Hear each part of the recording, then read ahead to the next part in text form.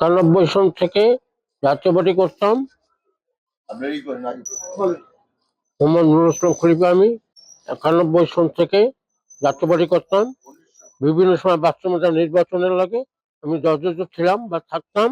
এখন আমি সেই জাতীয় পার্টির পদ থেকে মানে বাদ দিয়ে আমি বিএনপি সমর্থন করলাম। আমি মোহাম্মদ নুরুল ইসলাম খলিফা, এক্স মেম্বার। আমি 1991 সন থেকে জাতীয় পার্টি করতাম। দল থেকে পদত্যাগ করে আমি এখন বিএনপিতে যোগ দিলাম।